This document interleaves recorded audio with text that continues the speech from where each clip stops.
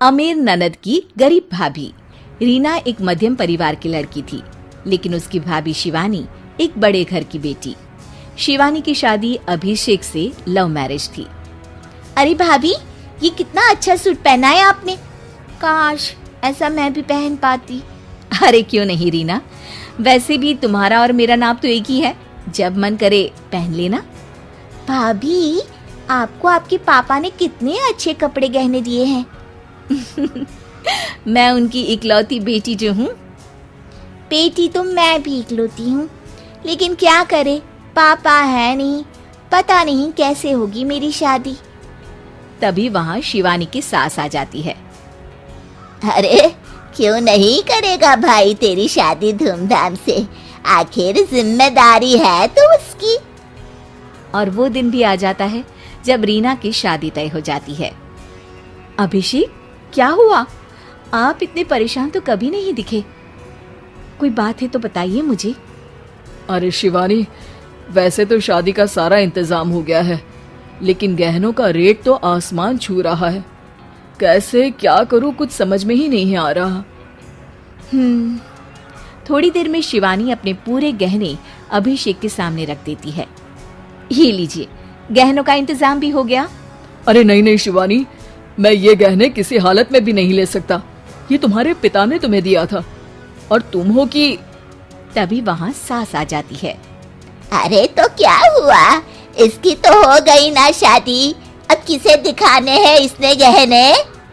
सास गहनों का डिब्बा शिवानी के हाथ से लेकर वहां से चली जाती है। रीना की शादी धूमधाम से होती है और अब वो बड़े घर की बहू बन जाती है। वहीं रीना की शादी के बाद शिवानी और अभिषेक उसकी शादी के कर्जों से डूब जाते हैं। मैं सोच रही हूँ नौकरी करनी शुरू कर दूं, वैसे भी पढ़ी लिखी हूँ, आपकी थोड़ी मदद भी हो जाएगी। वैसे शिवानी, कुछ दिन कर लो तो अच्छा ही होगा, क्योंकि जरूरत भी है। अब शिवानी भी नौकरी करने लगती है और घर खर्चे में अभिषेक का हाथ बटाती है। एक दिन शिवानी, रीना का फोन आया था, कह रही थी कि आने वाले त्योहार में उसके ससुराल जाना है। ठीक है माँ। अरे ठीक तो है, लेकिन एक काम कर लेना, उसके सास ससुर से लेकर पूरे खानदान के कपड़े मिठाइयाँ सब ले आना, और हो सके तो रीना के लिए छोटे से कान में पहनने के बूंदे भी।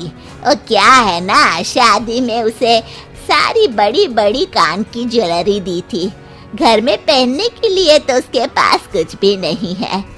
शिवानी सोच में पड़ जाती है कि वो क्या करे, क्योंकि कर्जों और घर के खर्चों के बाद तो पैसे बचते ही नहीं थे। शिवानी फिर अपने पिता को फोन करती है और उनसे पैसे मांगती है। देखो शिवानी, मैंने तुम्हें शादी के वक्त ही मना किया था कि ऐसे घर में शादी करनी ही नहीं चाहिए। अरे अभिषेक को शर्म आनी चाहिए जो ससुराल से पैसे मंगवा रहा है। शिवानी को पिता की बात पर गुस्सा आ जाता है। आप मेरे पिताजी हैं और मैं परेशान थी, इसलिए आपसे मदद की उम्मीद की पापा। अभिषेक को तो पता भी नहीं है कि मैंने आपसे पैसे मांगे हैं। शिवानी सोचती है कि वो अभिषेक से बात करे, लेकिन फिर उसे लगता है कि वो टेंशन ले लेगा। तभी शिवानी की नजर हाथ के कंगन पर पड़ती है।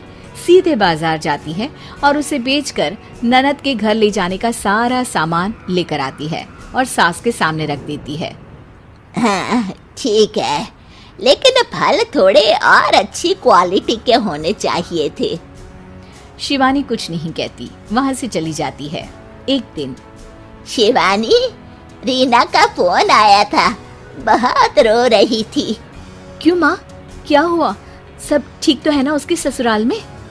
अरे तूने तो उसकी नाक ही कटवा दी। अब मैंने क्या कर दिया माँ? कह रही थी कि बड़े घर की बहू है भाभी, जो कपड़े दिए वो ब्रांडेड भी नहीं थे। तू तो जानती है ना उन लोगों का पहनावा कितना अच्छा है। तू तो मेरी बेटी का भला कभी सोचती नहीं।